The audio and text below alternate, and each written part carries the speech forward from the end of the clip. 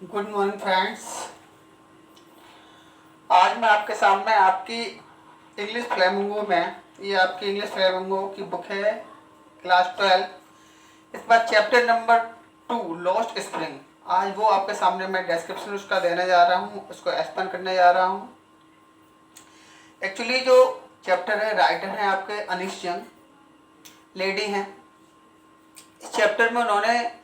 बताया है कि कैसे हमारी सोसाइटी में कुछ बच्चे होते हैं, वो अपना बचपन कैसे खो देते हैं और कैसे उनका बचपन है इन्हीं छोटे मोटे कामों में वो ही निकल जाता है। एक्चुअली इस चैप्टर की जो थीम है वो आपकी चाइल्ड लेबर के ऊपर भी है और आपका पावर्टी के ऊपर भी है। दो चीज़ें बताई गई हैं इसमें, पावर्टी, एक्सट्रीम पावर्टी और चाइल्ड लेबर। चैप्टर है आपका 2 पार्ट में डिवाइडेड है। फर्स्ट पार्ट है आपका स्टोरी है आपका साहिब आलम के बारे में, और सेकंड पार्ट है इसका एक दूसरा बच्चा है मुकेश, उसके बारे में है। तो जो फर्स्ट पार्ट है उसमें बताया गया है कि कैसे जो बच्चे हैं जो कहीं दूर से आके हमारे देश में बस गए हैं, वहाँ किसी कारण से उनको कुछ घर मकान उनका खेत वगैरह डिस्टर्ब हो जाते हैं, तो हमारे दिल्ली में आके वो बस गए हैं और कचरा बीनने, कचरे में चीज़ों को ढूंढने का काम करते हैं। या आपने नोटिस भी क्या होगा, आपके पास कुछ बच्चे आते हैं, कभी कभी कुछ बड़े भी आ जाते हैं। एक पीठ पे उनके प्लास्टिक का बैग होता है, थैला कह सकते हैं या बोरी बोल सकते हैं उसको, बैग होता है प्लास्टिक का। बोटल्स, प्लास्टिक, रैपर वगैरह बीनते रहते हैं। कुछ हमारे घर से बहुत सारा डस्ट या गार्बेज कचरा वगैरह बाहर जाता है, घर से बाहर हम ले जाते हैं, उसे बड़े डस्टबिन में डाल देते हैं, तो वहाँ वो लोग आके बीने लगते हैं। उसमें कुछ बच्चे भी होते हैं और आजकल तो अपने बड़े बड़े भी लोग भी बीनते हैं। लेकिन जो आपका चैप्टर का टाइटल बताया गया है लॉस्ट स्प्रिंग, दोनों ही स्टोरी में यहाँ पर स्प्रिंग का मीन्स चैप्टर में चाइल्डहुड बताया गया है, क्योंकि स्प्रिंग का टाइम भी आपका स्टार्टिंग टाइम होता है, फ्लावर्स आते हैं तब नया फ्रूट बनता है। तो दोनों ही चैप्टर में इसमें चाइल्डहुड का लॉस दिखाया गया है कि कैसे हमारे आसपास के हमारी सोसाइटी में कुछ बच्चे होते हैं, वो कैसे उनका बचपन छिन जाता है। और फर्स्ट पार्ट इसका जब मैं आपको करूँगा तो कुछ और बातें बताऊँगा कि ये बच्चे हैं कौन और आज प्रेजेंट कंडीशन में इनके बारे में क्या क्या सरकार की पॉलिसियाँ हैं, क्या हैं, कैसा है। ठीक है, तो हम आपका फर्स्ट पार्ट है लॉस्ट स्प्रिंग का स्टोरीज ऑफ स्टोलन चाइल्डहुड। दोनों ही कहानियां हैं बचपन खोने के बारे में बताई गई हैं। जो फर्स्ट पार्ट है इसका, उसका टाइटल दिया गया है sometimes I find a rupee in the garbage. कभी कभी मुझे कचरे के ढेर में 1 रुपया मिल जाता है। ये आपका फर्स्ट टाइटल का पार्ट है, फर्स्ट पार्ट का टाइटल है। सॉरी, देखिएगा फर्स्ट लाइन में डिस्क्राइब कर रहा हूँ। Why do you do this? I asked Sahib, whom I encounter every morning scrounging for gold in the garbage dump of my neighborhood. Actually जो अनीश जंग हैं, राइटर हैं इस चैप्टर की, वही दिल्ली में रहने वाली हैं, वो दिल्ली में ही रहती हैं। तो एक दिन वो अपने घर से बाहर कहीं वॉक कर रही होंगी या कहीं जा रही होंगी, तो एक लड़का होता है, छोटा लड़का होता है जिसका नाम साहिब है। तो वहीं वो कुछ कचरे में कुछ ढूंढ रहा था, यानी कचरा वगैरह बीन रहा था और उसमें कुछ ढूंढ रहा था। तो वो बता रही हैं I asked Sahib home I encounter every morning. जो बता रहे राइटर कह रही है कि मैंने साहिब से पूछा व्हाई डू डू दिस, कि तुम ऐसा ये क्यों करते हो, जो जिससे उनका एनकाउंटर कहते हैं आमना सामना होना, एवरी मॉर्निंग हो जाया करता था। Scrounging for gold the garbage dump, जो गार्बेज डंप कूड़े के ढेर में से गोल्ड को, सोने को ढूंढा करता था। यहाँ गोल्ड का मतलब सोना नहीं है कोई भी, गोल्ड का मतलब वो सारी चीजें जो उन गरीब बच्चों के लिए सोने के समान थी, काफी कॉस्टली थी, जो हमारे लिए वेस्टेज हो जाती हैं।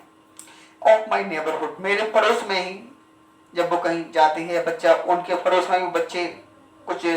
कचरा बीनने आया करते थे। तो उन्हीं एक बच्चे से पूछती है जिसका नाम शाहिद था कि तुम ये क्यों करते हो। आगे बता रही हैं, अभी बच्चे का रिप्लाई नहीं मिला है, उनके बारे में और थोड़ा डिटेल दे रही है writer. Sahib left his home long ago. अब वो साहब के बारे में डिस्क्राइब कर रही हैं कि साहिब आखिर है कौन है ये। Sahib left his home long ago. Sahib था वो बहुत पहले ही अपना घर छोड़ चुका था। Set amidst the green fields of Dhaka, जिसका घर था पहले ढाका में था और उसके बहुत हरे हरे खेतों के बीच में उसका घर बना हुआ था। ढाका आप जानते हैं बांग्लादेश की कैपिटल है, यानी कि बांग्लादेश है। तो वो वहीं हरे हरे खेतों के बीच में उसका घर था। वो अपना घर छोड़ चुका था। क्यों था, रीजन बता रहे हैं। His home is not even a distant memory. और उसके घर छोड़ने की यादें अभी भी ज्यादा पुरानी नहीं हुई हैं, ज्यादा दिन नहीं हुए उन लोगों को यहाँ दिल्ली में आए हुए। बता रहा है डिस्टेंट मेमोरी का मतलब है अभी वो लोग नहीं भूल पाए हैं। मान लीजिए कहीं कोई जगह हम माइग्रेट कर लेते हैं तो 10 या 20 साल हो जाए तो उन वो चीज़ें फिर हमारे माइंड से थोड़ी सी फेड हो जाती हैं। लेकिन अभी बता रहे हैं डिस्टेंस हो रही, अभी ज़्यादा दिन नहीं हुए, अभी भी याद है उनके मन में हैं, ये मौजूद हैं। There were many storm that swept away their field and home. Reason बता रहे हैं आखिर लोगों ने घर क्यों छोड़ा, बता रहे हैं। देयर वर मैनी स्टॉर्म, क्योंकि बहुत सारे तूफान हैं, स्टॉर्म हैं। That swept away their field and home, बहुत सारे वहाँ तूफान वगैरह आते रहते थे जिससे उनके खेत हैं, घर मकान सब कुछ उसमें बर्बाद हो गए, टूट फूट गए, उड़ा के ले गया तूफान। हिज मदर टेल्स हिम, ये उसकी माँ ने उसको बताया था कि बेटा, अगर वो उसकी माँ उन लोगों को बताती थी कि बेटा ढाका में जहाँ वो रहते थे बहुत सारे तूफान वगैरह आया करते थे जिससे उनके खेत घर मकान सारा कुछ बर्बाद हो जाता है, डिस्ट्रॉय हो जाता है, इसलिए वो यहाँ आके बस गए थे। दैट्स व्हाई दे लेफ्ट, इसीलिए उन्होंने वो उस जगह को छोड़ दिया। Looking for gold in the big city where he now lives, और इसीलिए उन्होंने अपने घर को, उस जगह को, उस प्लेस को छोड़ दिया। उन लोगों ने माइग्रेट कर लिया। लुकिंग फॉर गोल्ड, सोने की तलाश में। सोने का मतलब है यहाँ पर गोल्ड नहीं है जिसका हम ज्वेलरी पहनते हैं। सोने का मतलब है यहाँ पे अपनी रोजी रोटी या जरूरत की चीजें या मनी बोल सकते हैं जो हमारे लैब में काम आ सके। इन द बिग सिटी, बड़े शहरों में उन्हें सोना मिल जाएगा। सोने से मतलब है हाँ, उनको यहाँ अच्छी सुविधाएं मिल जाएंगी, ऐसा कुछ नहीं होगा। आपने आज भी देखा होगा बहुत सारे विलेजर्स होते हैं वो गांव छोड़ छोड़ के शहर में आते हैं। शहर में आने का रीजन या वहाँ सेट होने का रीजन यही होता है कि वो सारी फैसिलिटी उन्हें विलेज में अवेलेबल नहीं हो पाते हैं, अच्छे स्कूल नहीं मिल पाते हैं, अच्छे हॉस्पिटल्स नहीं मिल पाते हैं, और बहुत सारी फैसिलिटी होती है जो विलेज में अवेलेबल नहीं होती है, वो शहर में होती है। इसीलिए लोग गांव को छोड़कर शहर में भी आ रहे हैं। आपका डेली बेस में क्वेश्चन भी आ सकता है कि आखिर लोगों का माइग्रेशन है वो विलेज से शहरों की तरफ क्यों होता है या क्यों हो रहा है। तो उसके रीजन भी यही है कि वहाँ आपके विलेज में बहुत सारी फैसिलिटी उन लोगों को नहीं मिल पाती हैं, इसलिए वो लोग शहर में आके बस जाते हैं। Big city where he now lives, अब वो एक बड़े शहर में अपनी रोजी रोटी की तलाश में, काम धंधे की तलाश में आ जाते हैं जहाँ जिस शहर में वो रहते हैं। क्वेश्चन पूछा था उसने फर्स्ट पेजेस की फर्स्ट लाइन में, what do you do this, क्या तुम आखिर ऐसा क्यों करते हो भाई, क्यों करते हो। अब आंसर आपका नेक्स्ट पेज में बताया जा रहा है। उस क्वेश्चन का आंसर जो राइटर ने, अनिश जंग ने साहब से पूछा था। बताता है बेटा, लड़का बताता है, I have nothing else to do, कि मेरे पास और कुछ करने के लिए नहीं है, मेरे पास कुछ काम धाम ही नहीं है या और कुछ काम ही नहीं है मुझे करने के लिए, इसलिए मैं ये करता हूँ। ही मटर्स लुकिंग अवे, थोड़ा दूर देखता रहा, नजरों से नजरें नहीं मिलाता है वो, दूर देखते हुए, हो सकता है कोई डंप, गार्बेज का डंप देख रहा हो या और कुछ देख रहा हो, दूर देखते हुए राइटर से अभी उसने अपना फेस टू फेस नहीं किया है, मटर करने लगता है हल्की हल्की आवाज में, स्लो वॉइस में, बताता है कि करने के लिए कुछ काम ही नहीं है तो हम क्या करें, यही काम बचा है, यही करते। गो टू स्कूल आई से गिलिबली, तो मैंने उसे तुरंत बोल दिया। गिलिबली कहते हैं एकदम जल्दी हड़बड़ा में, जल्दी से हम बोल देते हैं कुछ ना कुछ, अभी किसी ने कुछ कहा एकदम हड़बड़ाहट में कुछ बोल देते हैं, उससे गिलिबली बोलते हैं। तो राइटर उसे जल्दी से बोल देती है कि गो टू स्कूल, स्कूल जाया करो। स्कूल क्यों नहीं जाते हो आप, काम है ना तुम्हारे पास, स्कूल पढ़ो, आपकी एज तो अभी स्कूल जाने की है। गो टू स्कूल, स्कूल जाया करो, बता रही है राइटर, मैंने बोल दिया है बड़ा में जल्दी से। रियलाइजिंग इमीडिएटली, हालांकि राइटर यही बता रही है रियलाइजिंग इमीडिएटली, मुझे इस बात का तो रियलाइजेशन भी हो जाता है how hello the advice must sound, कि कितनी एक खोखली सलाह मैंने उसे दे दी है, मतलब मैंने जो सलाह दी है उसे हालांकि ये काफ़ी हॉलो एडवाइस है काफ़ी, और ये उसके काम में नहीं आने वाली है। रीजन भी बता रहा है, आगे आपको राइटर रीजन बताएगी कि उसने आखिर ये ऐसी सलाह को फिर हॉलो क्यों कहा है। उसने बोल तो दिया बेटा स्कूल जाया करो, लेकिन राइटर को जस्ट रियलाइज भी हो जाता है बोलने के बाद कि हालांकि मेरी जो एडवाइस थी बिल्कुल उसका कोई औचित्य नहीं था, या उसका कोई बेस नहीं था कि हाँ जो एडवाइस है या वो इस एडवाइस को उसके पास मानने के लिए कोई ऐसा कुछ ऐसा प्रूफ नहीं था या ऐसा कुछ बेस नहीं था जो मेरी एडवाइस को वो मान लेता। क्यों नहीं, उसकी एडवाइस वो क्यों नहीं मान सकता, इसका रीजन ही बताया जा रहा है। There is no school in my neighbourhood when they build one I will go. साहब बताता है, राइटर को इसलिए लगाता है उसने एक खोखली एडवाइस दे दी है उसे, क्योंकि वो उसी एडवाइस को नहीं मान सकता है। उसकी एडवाइस क्यों नहीं मान सकता है इसका रीजन खुद बता रहा है नेक्स्ट लाइन में। There is no school in my neighbourhood, मेरे पड़ोस में तो कोई स्कूल ही नहीं है, मेरे आसपास कोई स्कूल ही नहीं है मेरे पड़ोस में। And they build one I will गो, जब स्कूल वो बना लेंगे या जब स्कूल बन जाएगा मैं चला जाऊंगा स्कूल। भाई कोई स्कूल ही नहीं है तो वो कहाँ जाएगा। If I start school will you come, I ask half joking. मैंने बता रही राइटर कह रही मैंने थोड़ा सा हाफ जोकिंग में बोल दिया, ठीक है बेटा अगर मैं स्कूल खोल लूँ, अगर मैं स्कूल स्टार्ट कर दूँ तो तुम स्कूल जाओगे। कहने लगा यस हाँ। ही से स्माइलिंग ब्रॉडली, मुस्कुरा के एकदम लंबी चौड़ी मुस्कान के साथ मुस्कुराते कहने लगा हाँ हाँ आप स्कूल अगर ओपन करते हैं तो मैं बिल्कुल जरूर जाऊंगा। A few days later I see him running up to me, is your school ready? अब बता रही है कुछ दिनों के बाद की बात है। राइटर फिर उसको मिल जाती है, कहीं उसे दिखाई पड़ जाती है उस लड़के को, तो वो दौड़ता हुआ राइटर के पास आता है और पूछता है आपका स्कूल रेडी हो गया, बन गया आपका school. It takes longer to build a school I see. Writer कह रही है मैंने उससे कहा बेटा स्कूल बनाने में काफ़ी टाइम लगता है, स्कूल ऐसे नहीं बन जाता है कि बोल दिया और बन गया स्कूल, काफ़ी टाइम लगता है इसमें। Longer to build a school I say, writer बता रही है मैंने बोल दिया। आगे राइटर फिर बता रही है impressed eight having made a promise, और बता रही है राइटर में अंदर ही अंदर इम्प्रेस हो रही थी, काफ़ी परेशान हो रही थी मैं, काफ़ी मुझे रियलाइजेशन हो रहा था eight having made a promise कि मैंने उससे एक ऐसी प्रॉमिस कर दी है या एक उसे ऐसा ड्रीम सा दे दिया है कि मैं स्कूल खोल लूँ तो स्कूल आ जाओगे। उससे एक ऐसा वादा मैंने कर दिया कि बेटा स्कूल में खोलूंगा तो आओगे। उसने कहा आऊँगा। तो बता रही है फिर उसने कुछ दिनों बाद उसने मुझे देख लिया राइटर को, फिर दौड़ता हुआ आया कि आपका स्कूल बन गया। एक्चुअली ये इस बात को शो कर रही है कि वो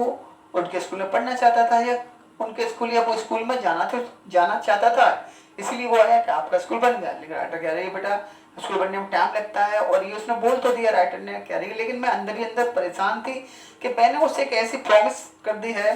दैट वाज नॉट मेड, जिसका कोई औचित्य नहीं है, जो मैं पूरी ही नहीं कर सकती हूँ। मैंने उसको बोल तो दिया, कभी कभी हम भी बोल देते हैं अरे हम तुम्हारे लिए जान दे सकते हैं, लेकिन अगर क्या कोई किसी की जान देता है, नहीं देता। तो राइटर कह रही मैं अंदर ही अंदर ये इस बात को लेकर परेशान भी थी कि मैंने उससे एक ऐसी प्रॉमिस कर दी जिसका कोई मीनिंग ही नहीं है, कोई जो कभी पूरी ही नहीं हो सकती है। But promises like mine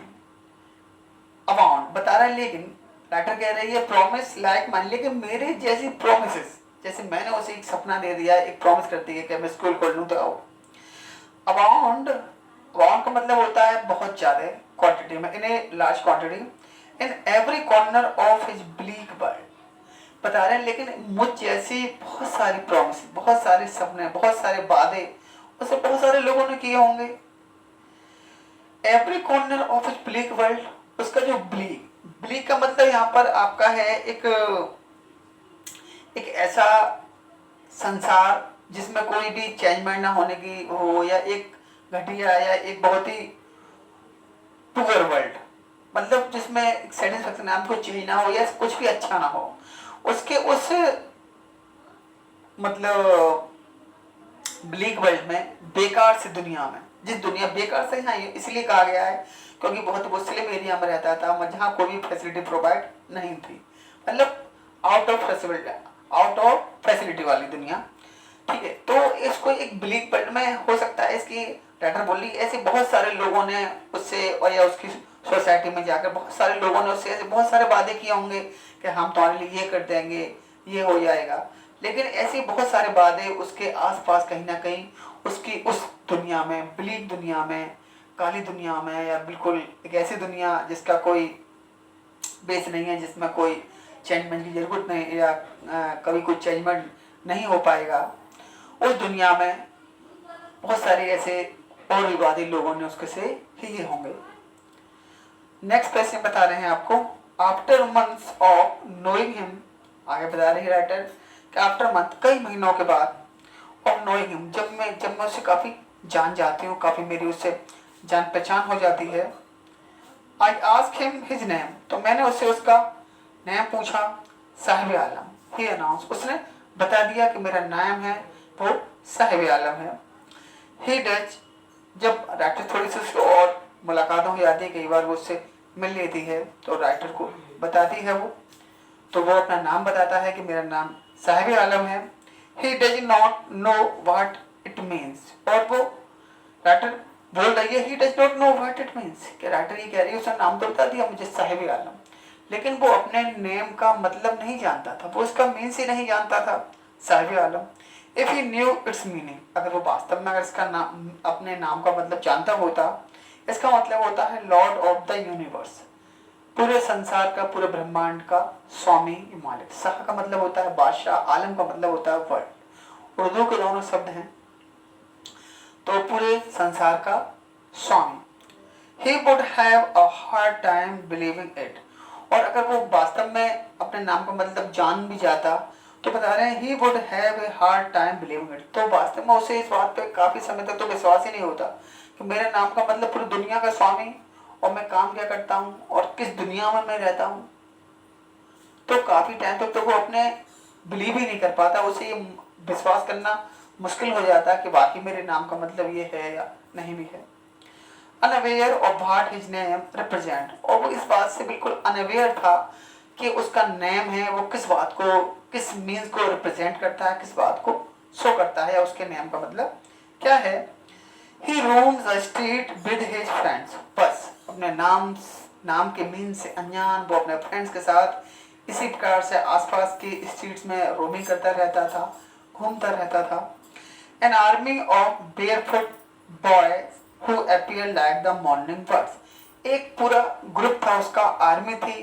barefoot means होता है नंगे पांव, एक नंगे पांव वाले बच्चों का एक पूरा ग्रुप था जिनके साथ वो घूमता रहता था। who appeared like the morning birds, जो बिल्कुल सुबह की चिड़ियों की तरह मालूम पड़ते थे।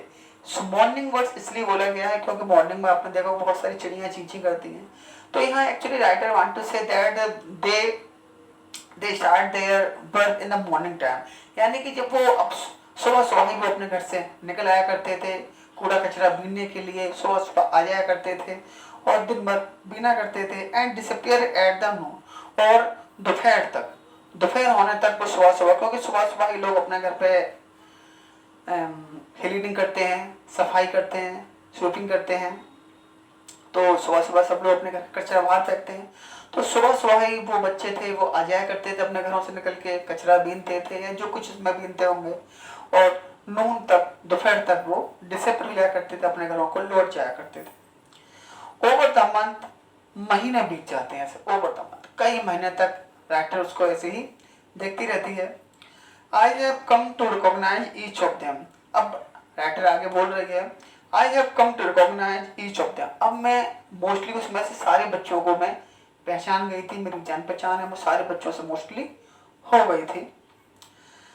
भाई are not you wearing chappals, आई आसमान, एक दिन उसे फिर कुछ बच्चे मिल जाते हैं, यही रैक पिकर्स मिल जाते हैं, उसको रैक पिकर्स कहते हैं, कूड़ा कचरा बीनने वाले, तो कुछ बच्चे उसे मिल जाते हैं, तो राइटर उनसे पूछती है भाई are you not wearing chappals, भाई आप लोग चप्पल वगैरह क्यों नहीं पहनते, एक लड़के से, एक उनमें से एक लड़के से पूछती है राइटर कि बेटा आप चप्पल वगैरह क्यों नहीं पहनते हो आप, क्योंकि बताया है ऊपर barefoot group, army of barefoot, यानी कि नंगे पैर वाले, नंगे पैर रहने वाले बच्चों की पूरी आर्मी थी, पूरा ग्रुप था उनका। तो एक बच्चे से पूछते हैं राइटर आप चप्पल क्यों नहीं पहनते हो बेटा। My mother did not bring them down from the self, he answer simply, उसने बहाना बनाते हुए सिंपल सा आंसर दे दिया उसने कि मेरी माँ ने उसको सेल्फ से उतार के नहीं दिया है, मेरी माँ ने उसे अलमारी से या कोई भी ऊंचाई की जगह है वहां से उसको उतार के दी नहीं है, उसको उतार के नहीं दी है, इसीलिए वो नंगे पाँव है, इसीलिए वो नहीं पहना हुआ है चप्पल। Even if she did, he will throw them off. Adds another. तब तक जो दूसरा बच्चा होता है, another होता है, वो उसकी बात को काटते हुए कह देता है इवन इफ सी डिड, सी का सी मीन्स यहाँ पर आया है उसकी मदर के लिए, यानी कि जो एक बच्चा था जिससे राइटर ने पूछा था चप्पल क्यों नहीं पहनते, उसकी सी उसकी मदर के लिए आया है, क्योंकि दूसरा बच्चा बता रहा है कि अगर उसकी माँ उसे दे भी देती, सी डिड अगर वो उसे दे देती, he will throw them out, तो ये तब भी ये उनको फेंक देता है। ये लड़का ये जो बोल रहा है कि मेरी माँ ने उतार के नहीं दी मुझे चप्पल, तो दूसरा लड़का बोलता है अगर इसकी माँ इसे दे भी देती ना तो भी ये फेंक देता। And another who is bearing shoes that do not match, जो एक ऐसा लड़का ये आंसर देता है जो शूज पहना हुआ था जो डू नॉट मैच, जो मैच नहीं करते, यानी कि एक जैसे शूज नहीं थे, एक अदर कलर का था, एक छोटा बड़ा होगा या एक अदर कलर का था, यानी कि एक पेयर नहीं था, वो डिफरेंट दो डबल पेयर में से एक ही शूज था। आपने देखो एक कभी कभी बच्चे छोटे चप्पल पहन लेते हैं, एक बड़ी पहन लेते हैं, तो इसी टाइप से वो शूज पहना हुआ होगा, किसी ने फेंक दिया होंगे कहीं से डिफरेंट टाइप के, कुछ लोगों ने तो अलग अलग उसने एक किसी व्यक्ति का ले लिया होगा किसी का, वो इस टाइप से वो लड़का जो डिफरेंट टाइप के शूज पहना हुआ था विदाउट मैच के, उसने ये आंसर दिया कि अगर इसकी माँ से चप्पल तो आके दे भी देती तो ये फेंक देता। वह नाई कमेंट ऑन इट, और जब मैंने उस लड़के से पूछा, किससे, उससे पूछा कि जो डिफरेंट टाइप के शूज पहना हुआ था, और उस पर मैंने ये कमेंट किया ऑन इट, इट यहाँ पे आया है उसके डिफरेंट जो शूज पहना हुआ था उसकी कंडीशन पे। अगर क्वेश्चन आता है कि इट किसको हाईलाइट करता है, तो इट यहाँ हाईलाइट करता है जो डिफरेंट शूज पहना हुआ है वो उसको, तो उसने राइटर उसकी उस कंडीशन पर डिफरेंट शूज कंडीशन पर कमेंट करती है, बोलती है कि भाई तुम ये डिफरेंट शूज क्यों पहने हुए हो, तो ही सफर्स, तो वो एकदम सफर्स हिज फीट एंड से नथिंग, तो बस वो अपने पैर को फीट को ऐसे हिला देता है और कुछ नहीं कहता है, पैरों को हिला देता है ऐसे करके। I want shoes says A third boy, तभी उसमें एक लड़का और होता है, तीसरा होता है, वो बोलता है कि मुझे शूज चाहिए, मैं चाहता हूँ मुझे शूज मिल जाए कैसे भी। Who has never owned a pair all his life, एक उसमें तीसरा लड़का और होता है जिसे जिंदगी में कभी शूज ही नहीं मिले थे, कभी उसके पेरेंट्स के पास इतने पैसे नहीं हो पाए थे कि उसको शूज पहना सकें, या वो भी कभी इतने पैसे नहीं कर पाया होगा कि उसे शूज वो खरीद सके, परचेज कर सके, तो वो बोलता है मैं शूज पहनना चाहता हूँ, मुझे शूज चाहिए मुझे, क्योंकि उसने कभी अब पूरी लाइफ में शूज पहने ही नहीं थे या उसे मिल ही नहीं पाए थे। Travelling across the country I have seen children walking barefoot, writer अब आगे बता रही है ट्रेवलिंग अक्रॉस द कंट्री, जब कभी मैं कंट्री में ट्रेवलिंग क्या करती थी, इधर उधर जाया करती थी घूमने के लिए, जगह जगह जाया करती थी, I have seen children walking barefoot, तो मोस्टली मैं बच्चों को देखती रहती थी, बहुत सारे बच्चे हैं मुझे नंगे पैर जगह जगह पूरे कंट्री में कहीं ना कहीं मिल जाया करते थे, इन सिटी शहरों में मिल जाया करते थे, ऑन विलेज रोड या गाँव में सड़कों पर बहुत सारे लोग मुझे नंगे पाँव बच्चे वगैरह मिल ही जाया करते थे। अभी भी आपने भी देखा होगा अपने आसपास जो विलेज में कुछ बच्चे वगैरह होते हैं, आपके गवर्नमेंट स्कूल में जाते हैं, दिल्ली की बात नहीं कर रहा हूँ मैं, अपने यूपी है, बिहार है, झारखंड वगैरह है, अभी बहुत सारे बच्चे होते हैं जो अपने घर से जो आपके गवर्नमेंट स्कूल होते हैं, प्राइमरी स्कूल होते हैं, उनमें जाते हैं, वो लोग भी अभी भी इस 2020 में भी 21 सेंचुरी में भी अभी बच्चों के पास बहुत सारे ऐसी फैमिलीज हैं जिनके बच्चों के पास शूज या चप्पल्स वगैरह स्लीपर वगैरह नहीं होते हैं, वो लोग भी नंगे पाँव ही आ जाते हैं, और ये चाहे उनको अच्छा लगता हो या हो सकता है उनके पेरेंट्स को इस बात से कोई मतलब नहीं होता है कि उनके बच्चे शूज में जा रहे हैं, स्लीपर में जा रहे हैं या बेयरफुट जा रहे हैं, उनके पेरेंट्स को भी इतना मतलब नहीं होता है, क्योंकि ये रीज़न होता है पॉवर्टी, उनके पास खुद इतने पैसे नहीं होते हैं, या कुछ लोगों को और फार्मर्स हैं कुछ अभी भी हमारे देश में, या कुछ और सारे लोग हैं उनको आप देखोगे उनके जो स्लीपर्स होते हैं बिल्कुल इसी होती है, बिल्कुल फटी हुई लोगों की चप्पल पहन लेते हैं, कहीं टूट जाती है तो उसे आपका जो मोची होता है उसे सिलवा लेते हैं, ठीक करा लेते हैं, उसे रिपेयर करा लेते हैं, उससे फिर भी पहने रहते हैं। It is village roads. It is not lack of money, बता रही है writer, it is not lack of money. ये कोई पैसे की कमी से नहीं है कि बच्चे बहुत सारे शहरों में या गाँव में जो नंगे पाँव मिल जाते हैं, ये पैसे की कमी नहीं है, but a tradition to stay barefoot, लेकिन एक ट्रेडिशन बन गई है, परंपरा हो गई है नंगे पाँव रहने की। आज भी बहुत से लोग नंगे पाँव रहते हैं, अपने खेत वगैरह में जाते हैं, नंगे पाँव जाते हैं। स्टे बेयरफुट ये ट्रेडिशन बन चुकी है, इज वन एक्सप्लेनेशन। ये किसने कहा है? ये वन एक्सप्लेनेशन, ये एक बच्चे ने, उन्हीं में से एक बच्चे ने ये एक्सप्लेनेशन दे दी कि ये तो परंपरा है हमारी, हम नंगे पाँव रहते हैं, ये एक ट्रेडिशन है हमारी, पैसे कमी नहीं है, ये एक परंपरा हमारी नंगे पाँव रहने की एक ट्रेडिशन है। इज वन एक्सप्लेनेशन, ये एक बच्चा उसमें से ये एक्सप्लेनेशन दे देता है कि ये तो हमारी ट्रेडिशन है। I wonder if this is only an excuse to explain away, बता रही है आई वंडर, मुझे तो आश्चर्य होता है, if this is only an excuse, कि क्या वास्तव में ये सिर्फ एक एक्सक्यूज है ना पहनने का, to explain away a perpetual state of poverty, क्या वास्तव में ये एक परपेचुअल मतलब never changing never ending, perpetual मतलब होता है जिसे कभी खत्म नहीं किया जा सके या कभी बदला ना जा सके, स्टेट ऑफ पॉवर्टी, एक ऐसी गरीबी की वो स्टेट, एक ऐसी गरीबी की वो कंडीशन जिसे कभी खत्म नहीं किया जा सकता हो, कभी उस गरीबी को हटाया नहीं जा सकता हो। तो क्या उसको एक्सप्लेन करने की क्या ये ऐसा एक्सक्यूज दे दिया बच्चों ने कि नहीं उनका तो ट्रेडिशन बन चुका है, कि वास्तव में उन बच्चों ने एक ऐसा एक्सक्यूज दे दिया था अपने उस गरीबी के बारे में, गरीबी को छुपाने के बारे में, कि जिस गरीबी को वो जानते थे कभी वो खत्म नहीं कर सकते हैं। आज भी आपने देखा होगा कितने लोग, लॉकडाउन चल रहा है, कितना मजदूर आप न्यूज में देख रहे होंगे, लोग साइकिल से आ रहे हैं अपने घर पर, 1000-2000 किलोमीटर की जर्नी लोग ऑन फुट कर रहे हैं, पैदल आ रहे हैं बेचारे। गवर्नमेंट कितना अटेंशन कर रही है, कितना नहीं कर रही है, ये मुझे बताने की जरूरत नहीं है, ये आप लोग जानते हैं, 12th क्लास में आ चुके हैं आप लोग, इतने समझदार हो चुके हैं, कितना गवर्नमेंट उनको घर पहुंचाने के लिए सीरियस है या नहीं है, ये तो आप लोग समझते ही होंगे। लेकिन लोग पैदल आ रहे हैं, लोग साइकिल से आ रहे हैं, लोगों के पाँव में छाले पड़ रहे हैं, उनके पाँव न्यूज़पेपर में अभी कल या परसों मैंने देखे थे कुछ बच्चों के पाँव, उनकी फोटो आई थी उनके पाँव के नीचे के सोल की न्यूज़पेपर में, क्या कंडीशन थी उनके पैरों की मैं आपको क्या बताऊं। लोगों के छाले, क्या कंडीशन, क्या मैं तो बता भी नहीं पा रहा हूं आपको। अभी भी बहुत सारे लोग हैं, लाखों लोग हैं जो बॉर्डर पे फंसे हुए हैं। अभी महाराष्ट्र में देखा होगा आपने, बहुत सारे लोग इकट्ठे हो गए थे, अभी बहुत सारे लोग अभी भी पैदल आ रहे हैं, कोई अभी भी लोग कहीं ना कहीं पैदल आ रहे होंगे, अपने घरों पे जा रहे होंगे। रियल में जो रिच पर्सन होते हैं उन्हें गरीबों की लाइफ से कोई मतलब नहीं होता है। अभी कल के न्यूज़पेपर में ही आया था कि एक बूढ़ा व्यक्ति है किसी भूख की वजह से मर गया वो, कि वाकई हम गवर्नमेंट भी घर घर जाके या लोगों को ढूंढ ढूंढ के तो फैसिलिटी नहीं प्रोवाइड कर सकती है, ना ही करा पाती है। ये जरूर है, ये बात अलग है कि जब वोट मांगने की बात आती है तो लोग घर घर जाते हैं, कहीं कोई खेत में भी होता है तो वहाँ भी पहुँच जाते हैं हमारे नेताजी मंत्री जी के उनसे ही वोट मांगा है। लेकिन जब उनकी हेल्प की बात आती है तो वो इतना रिस्क नहीं उठाते हैं कि उन्हें गली गली में या खेत खेत में जाके, मोहल्लों मोहल्लों में जाके उनको ढूंढे कौन भूखा है या क्या है।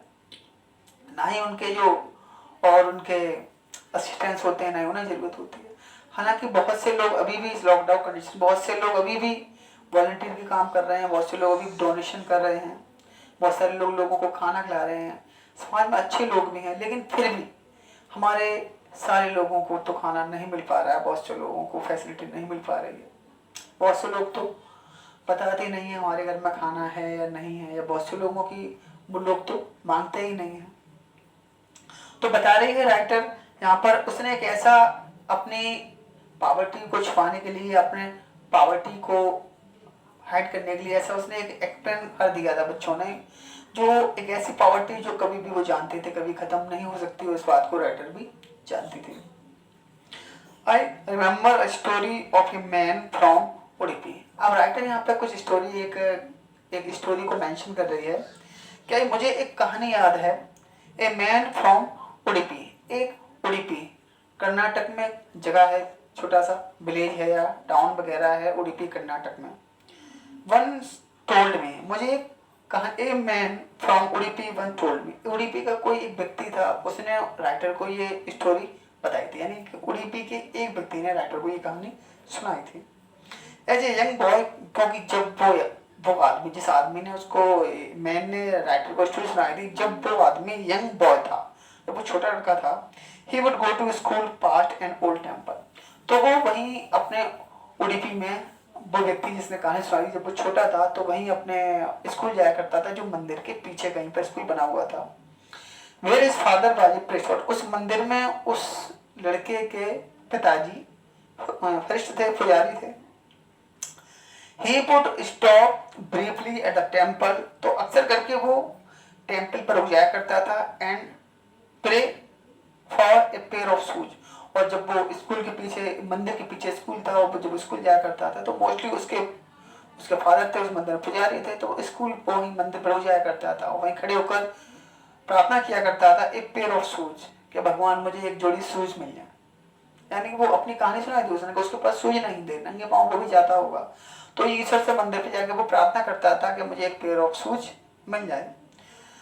बता रहा है आगे, 30 ईयर्स लेटर, लगभग 30 साल के बाद, मतलब उसको तो ये कहानी सुना दी है, उस आदमी ने कहानी सुना दी कि जब वो छोटा था, स्कूल जाया करता था, तो वो मंदिर पे प्रार्थना किया करता था। अब उसके 30 साल के बाद जब उसने कहानी सुनाई थी, तब आई विजिटेड हिज टाउन, तो राइटर उसके टाउन जाती है,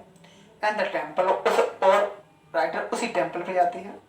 which was now drawn in an air of desolation, जो बता रही है विच वाज नाउ, जो अब drawn in an air of desolation, जो अभी भी सुनसान वगैरह पड़ा हुआ है, मतलब सुनसान सा पड़ा रहता है, air of desolation in the backyard, उसके पीछे, उस मंदिर के पीछे, where lived the new priest, अब उस मंदिर के पीछे नया पुजारी बन चुका है, नया पुजारी वगैरह आ गया होगा, वहीं रहते थे वो नई पुजारी। There were red and white plastic chair, अब उनके यहाँ पर रेड और व्हाइट प्लास्टिक की चेयर भी थी, यानी कि जो 30 साल पहले का पुजारी था वो इतना गरीब था, जो अपने बच्चों को एक पेयर ऑफ सुई नहीं दिला सकता था, तो उसका बच्चा मंदिर पे प्रार्थना किया करता था। अब आफ्टर 30 ईयर जब राइटर वहाँ विजिट करती है, तो देखती है वहाँ दूसरा पुजारी था, वहाँ जो मंदिर के पीछे रहता था, उसके यहाँ पर रेड और व्हाइट प्लास्टिक की चेयर वगैरह थी। A young boy dress in A grey uniform, और एक छोटा लड़का था, dress in A grey colour की यूनिफॉर्म पहना हुआ था वो, बेरिंग सॉक्स पहना हुआ था, एंड शूज, और शूज पहना हुआ था। Arrived painting and through his school bag on A folding bag, और वो स्कूल से आता है पेंटिंग एकदम हाँफता हुआ है, जल्दी जल्दी आता है, and through his school bag, और अपना स्कूल बैग फेंक देता है ऑन ए फोल्डिंग बेड, वहाँ एक फोल्डिंग बेड पड़ा हुआ था, उस पर अपना बैग वगैरह वो फेंक देता है। ये कुछ आपके आज हमारे घर के बच्चों की कंडीशन होती है, स्कूल से आते हैं तो पहले बैग फेंकते हैं, बेड पे जाके लेट जाते हैं, यहाँ बेड पे तो लेटा है, वो अपना बेड पे बैग फेंक देता है। लुकिंग एट द बॉय, उस लड़के को देखकर, 30 साल के बाद उस दूसरे लड़के को देखकर, I remember the prayer another boy, मुझे उस दूसरे लड़के की प्रार्थना याद आ गई, had made to the goddess, जो उसने उस देवी से की थी, when he had finally got a pair of shoes, जब उसको जो शूज उसे फाइनली जब उसे शूज मिल गए थे, उस वाले लड़के को जो प्रार्थना किया करता था कि जो उसे शूज उसके देवी से वो जब प्रार्थना करता था मुझे शूज मिल जाए, और जब उसे फाइनली उसकी जो प्रार्थना थी उसे कंप्लीट हो गई थी, उसे पेयर ऑफ शूज मिल चुका था, let me never loss them, तो वो देवी से प्रार्थना ये किया करता था कि मैं कभी भी अपने जूतों को खोने नहीं दूंगा, मुझे शूज मिल गए हैं, नेवर लॉस देम, कि भगवान अब मेरे जूते कभी खो ना जाए, अब मेरे जूतों को कभी खोने मत देना भगवान, हे देवी मेरे शूज को भी कभी खो ना जाए, अभी कभी मैंने खोने नहीं दूंगा, या आप कभी खोने मत देना। The goddess had granted his prayer, और शायद गॉडेस ने उसकी ये प्रार्थना थी उसको ग्रांट भी कर लिया था, उसे स्वीकार कर लिया था। Young boys like the son of the priest, जो छोटे लड़के थे जो उस पुजारी के बेटे थे, नाउ वो शूज, अब वो शूज पहना करते थे, यानी शूज पहन के रहते थे, यानी कंडीशन उनकी सुधर चुकी थी, जो पहले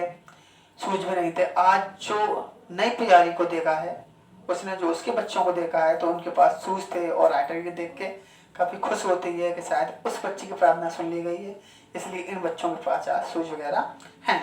बट मैनी अदर्स, लेकिन बहुत सारे और भी बच्चे हैं लाइक द रैग पिकर्स, जैसे हमारे आसपास जो उसने बताया था रैग पिकर्स, कूड़ा पीने वाले बच्चे हैं। इन माई नेबरहुड, जो वही मेरे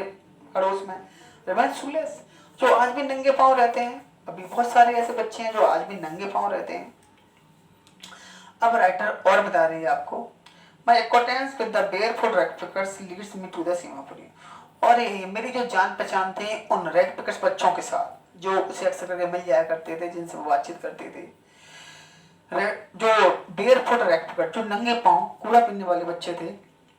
Leeds me to the Seemapuri, वो मुझे सीमापुरी ले आई। मतलब यही उनसे थोड़ी जान पहचान हो गई, तो यही उनके बारे में थोड़ा सा और जानना चाहती थी राइटर। तो इसी सर्च में थोड़ा और बच्चों के बारे में जाना, उनकी कंडीशन के बारे में, तो राइटर उनको फॉलो करते हुए या उनको और जानने के लिए उस सीमापुरी में आ जाती है। दिल्ली में है आपकी सीमापुरी। सीमापुरी के बारे में बताया गया, इससे भी आपका क्वेश्चन आता है, डेस्क्राइब सीमापुरी। सीमापुरी के बारे में आप बनेगी क्या? Seemapuri place on the periphery of Delhi, बता रहे हैं सीमापुरी एक ऐसी जगह है जो पेरीफेरी ऑफ दिल्ली, जो दिल्ली के अंदर ही है, दिल्ली के बॉर्डर में ही है, मतलब दिल्ली के अंदर ही है। लोकेशन तो उसकी दिल्ली में ही है, पेरीफेरी है, बॉर्डर भी है, दिल्ली के बॉर्डर पे ही है, यानी कि दिल्ली के अंदर ही पड़ती है। Yet miles away from it, लेकिन फिर भी दिल्ली से मीलों दूर है। कभी कभी ये पूरी लाइन आ जाती है, a place on the periphery of Delhi yet miles away,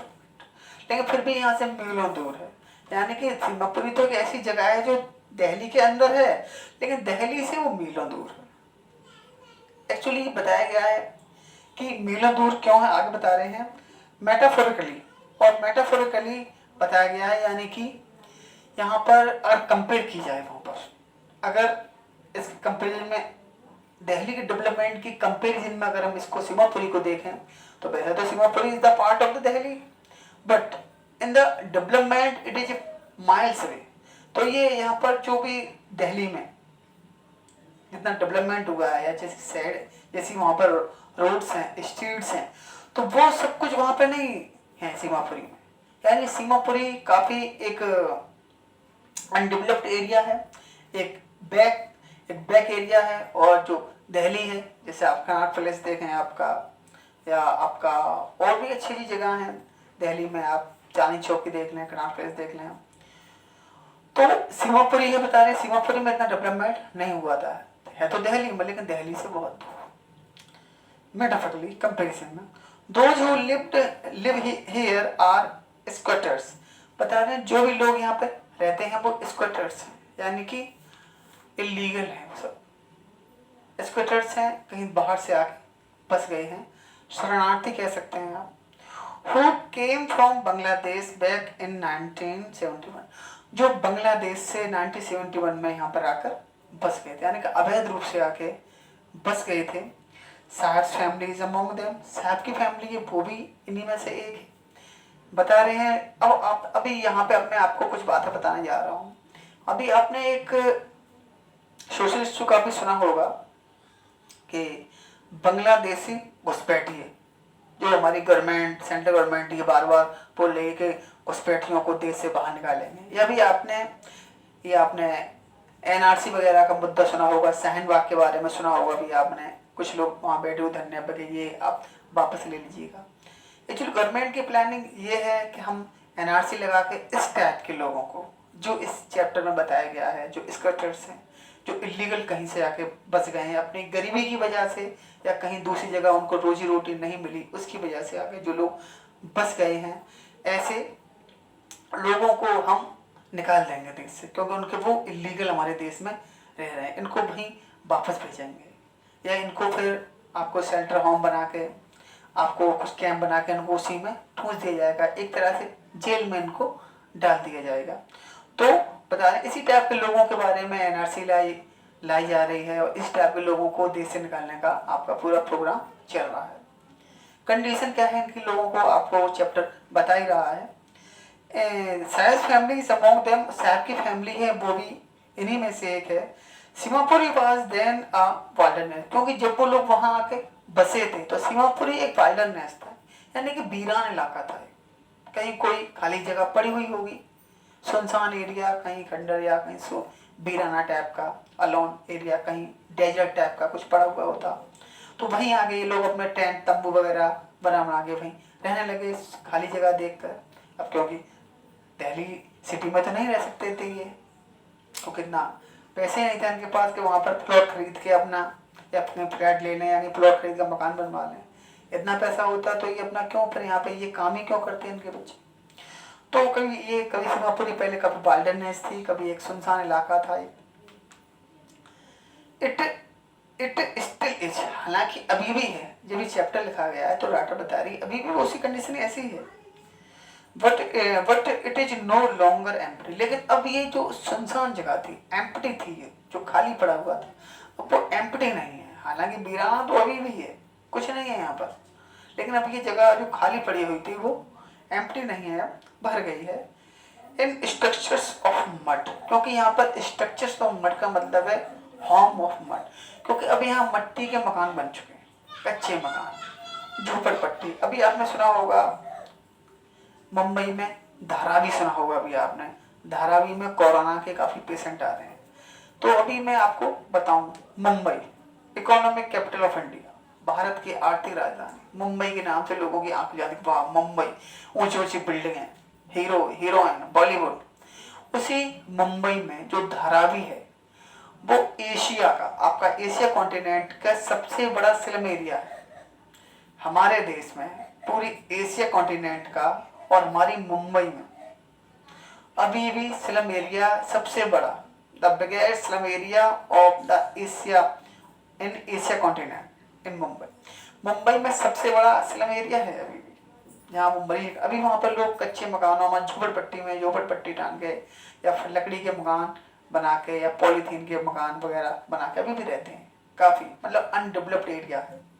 Mumbai जैसे जगह में। तो बता रहे हैं यहाँ पर स्ट्रक्चर ऑफ मड, यहाँ बहुत सारे कच्चे मकान हैं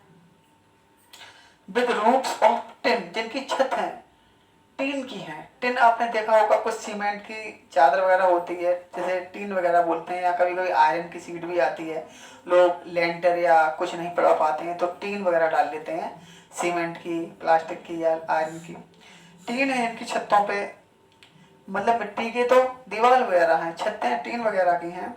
एंड टारपोलिन, टारपोलिन कहते हैं ये जो आपका टेंट वगैरह का कपड़ा होता है, टेंट वगैरह लगाया जाता है, या पॉलीथीन होता है, तिरपाल वगैरह बोलते हैं जिसको, उसकी छतें बनी हुई हैं। डिवॉइड ऑफ सीवेज, और ये जो सीमापुरी एरिया है वो डिवॉइड है, यानी कि आउट ऑफ फैसिलिटी है। किन चीज़ों से? सीवेज, यहाँ कोई सीवेज सिस्टम नहीं है, नालियाँ वगैरह नहीं है। ड्रेनेज, सीवेज नहीं है यहाँ पर, सिवर लाइन वगैरह, ड्रेनेज नहीं है। ऑफ रनिंग वाटर, कहीं घर का पानी निकलने के लिए कोई नालियाँ वगैरह भी नहीं है, वहीं घर से पानी निकला सड़कों पे भर गया, कहीं कहीं कोई डिग वगैरह, गड्ढा वगैरह, पिच वगैरह खोद दिया, उसी में स्टोर हो रहा है। बहुत सारा मॉस्किटो जनरेट हो रहे हैं, मलेरिया, बहुत सारी बीमारियां फैल रही हैं, कोई सुविधाएं नहीं। यानी कि गवर्नमेंट की तरफ से, क्योंकि ये जो सीवेज सिस्टम होता है, ड्रेनेज सिस्टम होता है, ये गवर्नमेंट आपको प्रोवाइड कराती है लोगों को जहाँ रहते हैं। ये म्यूनिसिपल कॉर्पोरेशन या म्यूनिसिपलिटी की ये आपकी रिस्पॉन्सिबिलिटी होती है, वो ड्रेनेज सिस्टम प्रॉपर वे में करे जहाँ लोग रह रहे हैं। लेकिन कहाँ करती है गवर्नमेंट? जो लीगल कॉलोनी होती हैं। अभी आपने सुना होगा, अभी अरविंद केजरीवाल की दिल्ली में सरकार आई है तो पता नहीं कितने हजार कॉलोनियां थी जो इलीगल थी, यानी लोग वहाँ पे इसी टाइप से रह रहे थे, उनको लीगल कर दिया गया, यानी उन लोगों को लीगल कर दिया गया कि अब आप लोग यहाँ से नहीं निकाले जाएंगे, ये घर, ये जगह अब आपकी हो गई है। क्योंकि वो लोग बरसों से 30, 40, 50 साल से यहाँ पर रह रहे थे इसी टाइप से, अब उनको अगर हटा भी देते हैं तो वो कहाँ जाएंगे भाई? दुनिया तो ईश्वर ने बनाई है, सबका ही उस पर अधिकार है, लेकिन लोगों ने बॉर्डर्स बना दिए हैं, लोगों ने स्टेट बॉर्डर्स बना दिए हैं। कंट्री बॉर्डर तो है ही है, स्टेट बॉर्डर भी हैं, स्टेट के बाद आपके डिस्ट्रिक्ट बॉर्डर्स भी हैं, गांव तक की सीमाएं बना दी हैं। क्यों तुम यहाँ नहीं रह सकते? अभी भी बहुत सारे ऐसे मेंटेलिटी के लोग होते हैं जो दूसरों को नहीं रहने देते हैं कि नहीं तुम हम में से नहीं हो या हमारे जैसे नहीं हो, तुम यहाँ नहीं रह सकते। आज धर्म के नाम पे, जाति के नाम पे बहुत सारा लोगों को भड़काया जाता है, हटा दिया जाता है, लोगों को, गरीब लोगों को बहुत सारा उनका एक्सप्लोरेशन किया जाता है। बता रहे हैं तो रनिंग पार्ट लिव 10,000 रेक्टिकर्स, और लगभग यहाँ पर 10,000 रेक्टिकर्स रहते हैं इसी में, सीमापुरी में। They have lived here for more than 30 years, और यहाँ लगभग वो 30 साल से लगभग रह रहे हैं विदाउट एन आइडेंटिटी, बिना पहचान के लगभग 30 साल से वो लोग रह रहे हैं। अभी तो खैर आइडेंटिटी अरविंद केजरीवाल ने उनको दे दी है, मतलब उनकी कॉलोनियों को लीगल कर दिया गया है विदाउट परमिट। हालांकि वो बिना आइडेंटिटी के, बिना परमिट के वो वहाँ रह रहते हैं, बट विद राशन कार्ड, लेकिन उनके पास राशन कार्ड है that get their names on board, जिससे उनका नाम वोटर लिस्ट में भी आ गया है, मतलब राशन कार्ड बना दिया गया है और वोटर लिस्ट में वो वोट भी डाल सकते हैं। लिस्ट एंड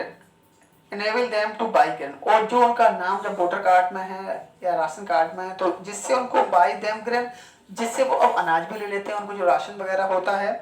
जो राशन वगैरह होता है वो उनको मिल जाता है। Ration card get their name the voter वो list and enable them to, जो उनको इनेबल करती है तो ग्रेन यानी कि अनाज खरीदने में। Food is more important for survival than an identity, बता रहे उन लोगों के लिए खाना बहुत ज़्यादा इम्पोर्टेंट है। उन्हें अपनी ज़िंदगी जीवित रखने के लिए, उन्हें आइडेंटिटी के कंपैरिजन में उनके लिए बता रहे हैं हमें चाहे आइडेंटिटी मिले या ना मिले, कि हम इंडियन हैं या नहीं हैं,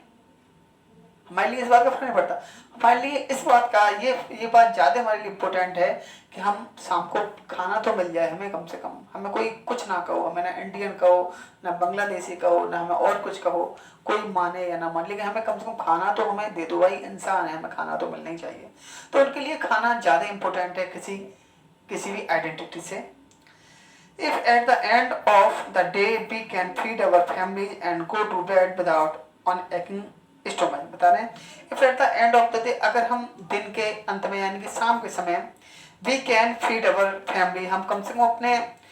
अपने फैमिली के उनको कुछ खिला तो सकते हैं। आइडेंटिटी नहीं है तो क्या वो राशन कार्ड दे दिया है, इससे हम अपने फैमिली को कुछ खिला तो सकते हैं। And go to bed without a aching stomach, मतलब कम से कम हम बिना पहचान के सही, बिना हमें कोई आइडेंटिटी नहीं है, कोई बात नहीं है, लेकिन हमें खाना तो मिल जाता है, हमारे राशन कार्ड तो हमारे पास, जिससे हम अपने शाम के समय अपनी फैमिली को, सुबह भूखे जागते हैं लेकिन उस अनाज से शाम को पेट भर के तो सो जाते हैं, अपनी फैमिली को खिला तो देते हैं। विदाउट एन एकिंग स्टोमच, मतलब बिना पेट में दर्द हुए, मतलब भूख की वजह से हमारे कम से कम, ये तो कंडीशन नहीं है हमारी कि भूख से हम पेट में दर्द होता है। आपने देखा होगा कभी कभी खाना नहीं खाते, एकिंग होने लगता है स्टोरेज में, बता रहे हैं कम से कम हमारे पेट में ये दर्द शाम को भूख की वजह से दर्द तो नहीं होता है, वरना हम क्या फायदा आइडेंटिटी चक्कर में हम रात को अपने भूख से हमारे पेट में दर्द हो और उसी दर्द में हमें सोना पड़े। तो हमारे लिए आइडेंटिटी ज़्यादा इम्पोर्टेंट नहीं है, हमारे लिए ये जरूरी है कि हम शाम को अपना खाना खा के सो जाएं। We would rather live here than in the fields, और कम से कम we would rather live here, कम से कम यहाँ हम रह तो रहे हैं आराम से, हमारे पास पक्के मकान नहीं है, बिल्डिंग्स नहीं है, कम से कम रह तो रहे हैं कंपेरिजन में। Then in the fields that gave us no grain, कम से कम हमारे पास खेत नहीं है, कोई बात नहीं, उन खेतों के कंपेरिजन में जिससे हमें अनाज भी नहीं मिलता था, हम खाना भी नहीं खा पाया करते थे, उन खेतों से क्या फायदा जो हमें पेट भर के खाना भी नहीं खिला पाते था। तो कम से कम यहाँ पे हमें रहने के लिए जगह तो मिल गई है, कूड़ा कचरा ही बीन के कम से कम इतना 2 वक्त की रोटी तो कमा ही लेते हैं हम अपना, कि शाम को खाना खा कर सो जाते हैं। उन खेतों के मालिक होने से हमें क्या फायदा जिनकी वजह से हमें भूखा सोना पड़ता था। See a group of women in tattered sari, ये बात उनको एक जब वो सीमा पड़ जाती है तो एक कोई ग्रुप ऑफ वुमेन, वहाँ बहुत सारी औरतें बैठी होती लेडी, उनका एक ग्रुप था जो टैटर्ड साड़ी, जो फटी पुरानी एकदम जगह जगह से फटी हुई साड़ियाँ पहनी हुई थी, वो ये बात उनको बताती है राइटर को। When I asked them, जब राइटर उनसे पूछती है भाई they left their beautiful transit home, कि भाई उन्होंने अपने सुंदर सुंदर जो उनके ट्रांजिस्ट जो आपके हॉल थे, जो उनके होम थे, वो उन्होंने वहाँ पे क्यों छोड़ दी, तो कौन वो इतनी अच्छी जगह वहाँ पे अपनी जो ट्रांजिस्ट होम थे यानी कि टेम्परेरी होम ही सही, वो छोड़ के क्यों आ गई हैं। तब वो उन लोगों ने ये सारी बात राइटर को बताई थी कि इसलिए छोड़ा है, यहाँ में कम से कम आइडेंटिटी मिली है, हमारे पास राशन कार्ड वगैरह है, हमें खाना, हमें राशन मिल जाता है, तो कम से कम अपने बच्चों वगैरह को यहाँ खाना तो खिला लेते हैं हम, और कम से कम यहाँ पे रह तो रहे हैं हम चैन से। Children grow up in them, और उन्हीं के बीच में उनके फैमिली उनकी ग्रो भी करती है, बच्चे भी होते हैं, और इसी एनवायरनमेंट में उनके बच्चे बड़े भी होते हैं। बिकमिंग पार्टनर्स इन सर्वाइवल, और वो बिकमिंग पार्टनर्स, और वो बड़े होकर, थोड़े से बड़े होकर इतने बड़े हो जाते हैं 5-6-7 साल के, तो बिकमिंग पार्टनर सर्वाइवल, और जो उनका सर्वाइवल है यानी कि जो मीन्स ऑफ लिवलीहुड है उनका, जो उनका जॉब है या जो उनका वर्क है रैक पिकिंग का, कूड़ा कचरा बीनने का, तो वो उसके पार्टनर्स बन जाते हैं, यानी कि वो भी अपने सर्वाइवल के लिए वो भी वही काम शुरू कर देते हैं जो उनके पेरेंट्स उन्हें करते हुए मिलते हैं, या जो भी पेरेंट्स उनके करते हैं उसी काम में वो उनके पार्टनर्स बन जाते हैं, सहयोगी बन जाते हैं। And survival in Seemapuri means rack, और सीमापुरी में अगर सर्वाइवल करना है, सीमापुरी में रहना है या सर्वाइवल करना है, या वहाँ पे अगर जीवित रहना है, वहाँ सीमापुरी में रहकर अगर आपको जीवित रहना है, या राइटर यहाँ ये कहना चाह रही है सीमापुरी के लोगों का तो बस एक ही काम है, रैक पिकिंग, कूड़ा कचरा बीनना, तभी उनको खाना मिल पाता है, क्योंकि और की फैसिलिटी नहीं है उनके पास। एजुकेशन नहीं है, स्कूल नहीं है, जब एजुकेशन नहीं है पढ़ लिख नहीं पाएंगे, जॉब कहाँ से करेंगे, कुछ ऐसी काम करेंगे जो इलिटरेट लोग करते हैं, तो जो उन्हें काम बचपन से मिलता है, कहीं कोई शॉप नहीं है उनकी, इतना पैसा नहीं कोई शॉप चला लें, तो बस उनका मतलब उनका सर्वाइवल, सीमापुरी के लोगों का सर्वाइवल का मतलब यही है, रैक पिकिंग, कूड़ा कचरा बीन। थ्रू द ईयर्स, अब बता रही है वर्षों से, it has acquired the proportion of a fine art, अब बहुत वर्षों से 30-25-30 सालों से जब ये लोग काम कर रहे हैं कूड़ा कचरा बीनने का, इट हैज एक्वायर्ड, तो इन लोगों ने एक्वायर्ड कर लिया, इन लोगों ने एक एक्वायरनेस ले लिए, एक हासिल कर लिया है the proportion of a fine art, इस काम को एक अपना टैलेंट समझ लिया इन लोगों ने, यानी कि कूड़ा कचरा बीनने में ये एक इनको एक आर्ट की तरह आ गया, इनका एक आर्ट बन गया है, द वे ऑफ आर्ट है इनकी तरह, या जो एक कूड़ा कचरा बीनने की जो इनको टेक्निक आ गई सारी, कहाँ मतलब एक तरह से इन्होंने ये एडॉप्ट कर लिया है, ये वाला काम रैक पिकिंग का जो काम है ये लोग एक्वायर कर चुके हैं, एडॉप्ट कर चुके हैं, और ये उसमें इनको एक्सपर्टनेस आ चुकी है रैक पिकिंग के काम में। Garbage to them is gold, कूड़ा है उनके लिए सोना है, सोने का मतलब सोना ये नहीं गोल्ड जो रिंग में पहनते हैं, मतलब उनके लिए लिवलीहुड है, उनके लिए रोजी रोटी का साधन है।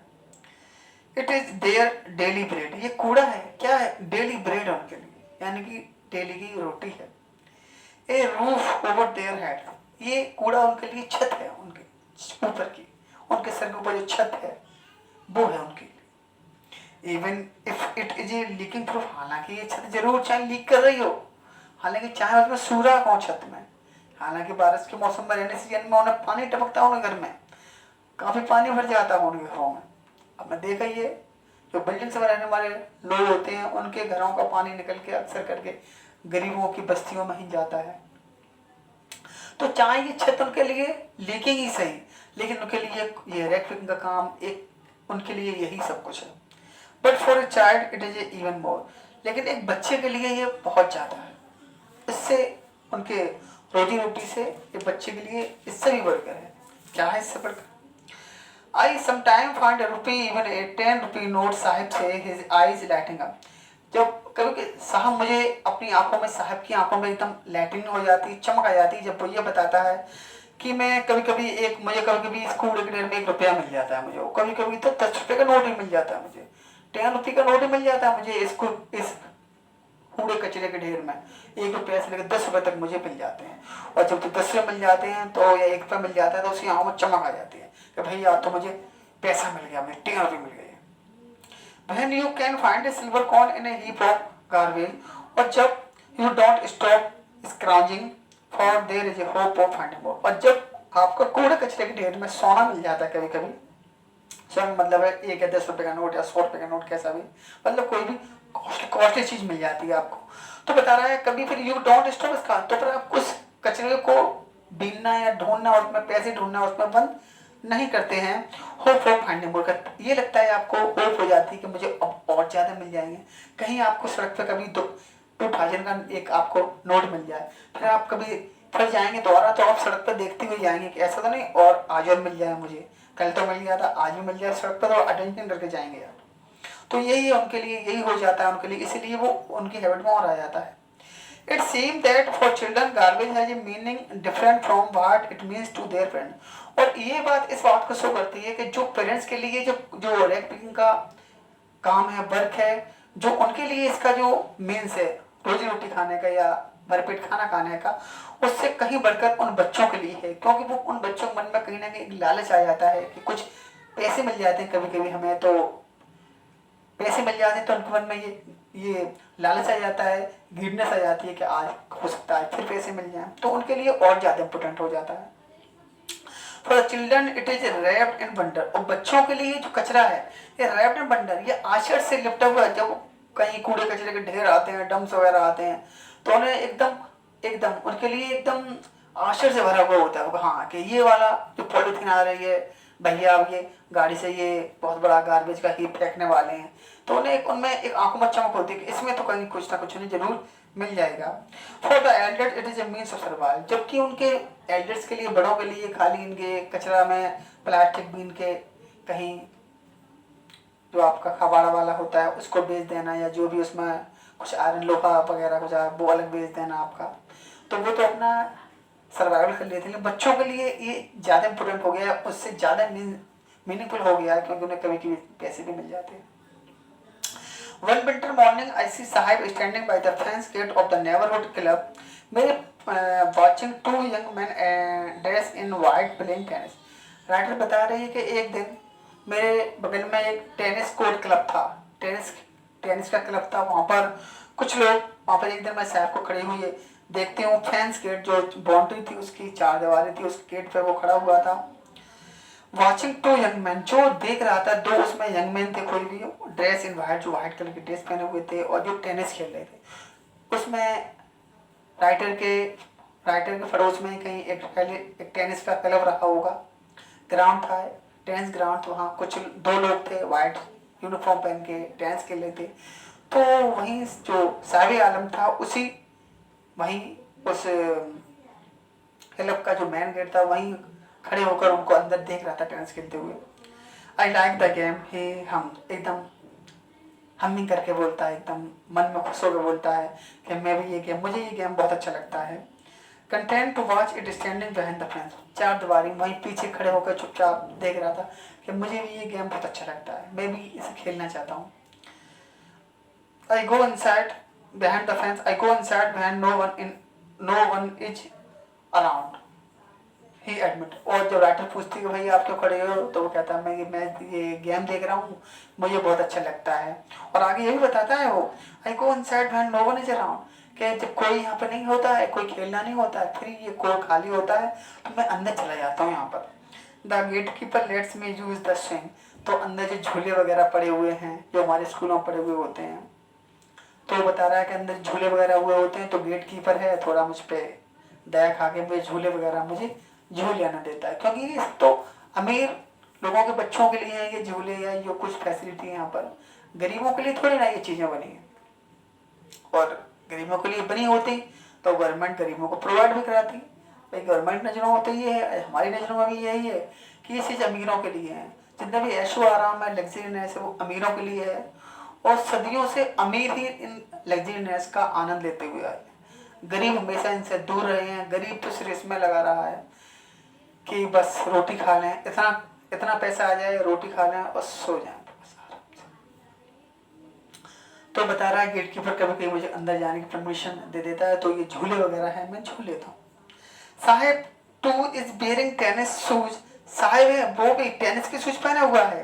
That look strange over his discoloured shirt, हाँ कि उसकी जो डिस्कलर्ड शर्ट है, शर्ट भी उसकी ऐसे ही है, कोई कलर ही नहीं है, फेड हो चुकी है, खराब हो चुकी है, उस पर वो स्टैंड शूज पहना, वो भी जो शूज पहना हुआ है टेनिस के, वो भी मतलब डिफरेंट है, किसी ने फेंक दी होंगे, अलग अलग टाइप के, थोड़े से फटे पुराने। डिस्कलर्ड शर्ट एंड शॉर्ट, और जो अपना शॉर्ट पहना हुआ है, हाफ निक्कर पहना हुआ है और डिस्कलर्ड शर्ट पहना हुआ, उसके नीचे वो अपना शूज पहना हुआ है टेनिस के। Someone gave them to me, बताता है वो कि ये मुझे किसी ने दिए थे। He says in the manner of an explanation, फिर वो ये बताता है, उसको इस बात की एक्सप्लेनेशन भी देता है कि शूज मुझे किसी ने दे दिए थे। The fact that they are discarded shoes, actually बात ये थी, वो बताता है वो जो शूज थे वो discarded shoes of some rich boy, एक अमीर लड़के के वो डिस्कार्ड शूज थे, वो कोई लड़का होगा कोई अमीर पैसे वाला, तो उसने वो डिस्कार्ड कर दी थी, यानी उसे जूतों को रिफ्यूज कर दिया था, वो उन जूतों को नहीं पहनता था। Who perhaps refused to wear them because of a hole in one of them, क्योंकि उनमें से एक शूज में कहीं एक कोई होल वगैरह हो गया था, तो इस वजह से उस लड़के ने उन जूतों को पहनने से मना कर दिया, वो कितना होल हो गया है मैं नहीं पहनूंगा या फेंक दिए होंगे। डज नॉट बॉदर हिम, तो वो उसने उस लड़के के पेरेंट्स ने या कहीं उसके पेरेंट्स ने फेंक दिए हों या उसको उस साहिब आलम को दे दिए हों, तो वो ऐसे वो बता तो यही रहा है समवन गेव टू मी कि किसी ने मुझे दिए, तो हो सकता है उस लड़के अमीर लड़के के पेरेंट्स वगैरह ने उसको दे दिए हों या कहीं रख के चले गए हों, वो उठा लाया हो। तो डज नॉट बॉदर देम, हालांकि वो होल है उस साहिब आलम को परेशान नहीं करता है, वो जो नंगा रहता था बेयरफुट रहता था उसे इस बात से कोई दुख नहीं है या कोई शर्मिंदगी नहीं इस बात से कि इसमें होल हो गया है तो मैं पहना हुआ हूँ, उसे तो बहुत अच्छे लग रहे थे tennis shoes. For one who has walk barefoot, जो एक ऐसा बच्चा जो नंगे पाँव ही वॉकिंग करता हो, even shoes with a hole is a dream come true, तो अगर उसे ऐसे शूज मिल जाए जिसमें अगर होल भी होता हो, एक होल वाले शूज उसे मिल जाए तो ये उसके लिए तो बिल्कुल ऐसा है जैसे कोई सपना पूरा हो गया हो। शूज पहनने का उसे उसके जो अरमान थे, सपना था, ड्रीम था, उसके लिए तो वो एक सपना ही उसके लिए पूरा हो गया। पर the game he is watching so intently is out of his, लेकिन जो गेम वो जो देख रहा था वो वास्तव में उसकी पहुंच से कहीं बहुत दूर था, वो उस गेम तक नहीं पहुंच पाता कभी, यानी कभी वो इतना कैपेबल नहीं हो पाएगा कि उस गेम को वो खेल सके। तो वो तो उसको मिल गए, लेकिन वो गेम उसकी पहुंच से बहुत अभी भी बहुत ज़्यादा दूर था, वो गेम शायद उसके लिए नहीं बना था। लास्ट आपका लास्ट पैसेज और है, दिस मॉर्निंग सावेज on his way to the milk booth, अब काफ़ी दिन के बाद फिर एक दिन राइटर को सावे आलम फिर मिल जाता है, वो मिल्क बूथ पर जा रहा था, कहीं दूध की दुकान पे वो जा रहा था। In his hand is a steel canister, उसके हाथ में एक स्टील का कैनिस्टर था, या डोलची वगैरह बोलते हैं, कमंडली या डोलची या डब्बा वगैरह, स्टील का वगैरह डब्बा वगैरह था उसके हाथ में। I now work in A tea stall down the road, और वो बताता है कि वहीं सड़क के वहाँ कॉर्नर पे छोर पे नीचे वहाँ पर एक चाय की दुकान है, अब मैं वहाँ काम करने लगा हूँ। पॉइंटिंग इन द डिस्टेंस, थोड़ा इशारा करके बताता है कि वहाँ गली के उस साइड में एक चाय की दुकान है, वहाँ मैं काम करने लगा हूँ। I am paid 800 rupee and all my meal, वहाँ मुझे 800 रुपये मिलते हैं मुझे और पूरा खाना वगैरह मिलता है, यानी खाना पानी उससे खाना पूरा मिलता है और 800 रुपये मिलते हैं मंथली या जो भी मिलते हो। Does he like the job, I asked, writer कह रही, मैंने उससे पूछा क्या ये जॉब तुम्हें अच्छी लगती है, तुम जॉब करने लगे, अच्छी लगती है तुम्हें जॉब।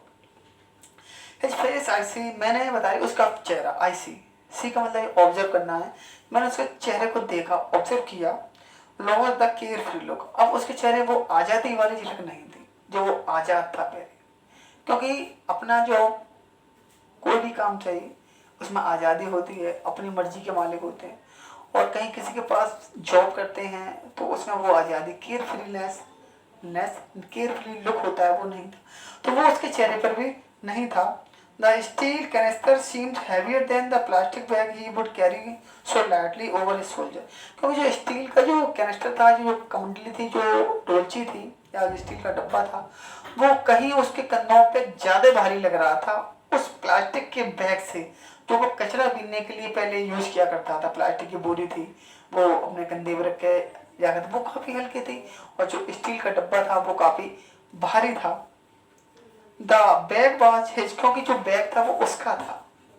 तो वो खुद का मालिक था, और जो स्टील का डब्बा है वो उसका नहीं है। The canister belong to the man who owns the tea shop, और कैनिस्टर अब उसका है भाई, उसका जो प्लास्टिक बैग था तो वो हल्का भी रख सकता था, भारी भी रख सकता था, वो अपनी मर्जी के अकॉर्डिंग अपना प्लास्टिक को यूज किया करता था, लेकिन अब वो अपनी मर्जी का मालिक नहीं है, वो स्लैब हो चुका है एक तरह से, तो वो डब्बा अब जितना बड़ा मालिक देगा वो तो उसको ले जाना ही पड़ेगा। तो बता रहे हैं हु ऑन द टी, जो व्हीकल उसका था, जो दुकान का मालिक था। Saheb is no longer his own master, को साहब था, अब वो अपना खुद का मालिक नहीं था, अपनी मर्जी का मालिक नहीं रहा था वो, अब वो दूसरे की मर्जी का मालिक बन चुका था। तो जो केयर फ्री लुक था उसका वो चला गया था, और एक तरह से वो एक बॉन्डिंग या एक बॉन्डिशन में अब आ चुका था। तो स्टूडेंट शायद I hope you understand the chapter very well, और चैप्टर में थोड़ा आप लोग कुछ इमोशन भी हो गए होंगे, इमोशनल भी आपके अंदर आ गए होंगे कुछ, और आपको लग भी रहा होगा कि हमारी सोसाइटी में आज भी ऐसे कुछ कितने गरीब बच्चे हैं जो उनकी कंडीशन ऐसी है, तो उनके लिए ना कोई, हाँ हालांकि बहुत सारे एनजीओ वगैरह ऐसे हैं जो काम करते हैं, लेकिन 100% काम कहीं नहीं हो रहा है, 50% भी काम कहीं नहीं हो रहा है। बस शो करने के लिए, दिखाने के लिए, अपना गवर्नमेंट से फंड लेने के लिए, रिलीज कराने के लिए कुछ एनजीओ वगैरह हैं वो भी आ जाते हैं, थोड़ा हेल्प कर देते हैं। इसमें अब आपका सेकंड पार्ट है I want to drive a car, कि मैं कार चलाना चाहता हूँ। ये आपकी स्टोरी है, ये आपकी फिरोजाबाद की एक बच्चे की है। ये अब मैं आपको नेक्स्ट वीडियो में आपको आगे आपको एक्सप्लेन करूँगा, ठीक है। तो आप इसके इस चैप्टर के क्वेश्चन आंसर हैं जो आपकी पीडीएफ फाइल है वो मैं आपको प्रोवाइड करा दूंगा,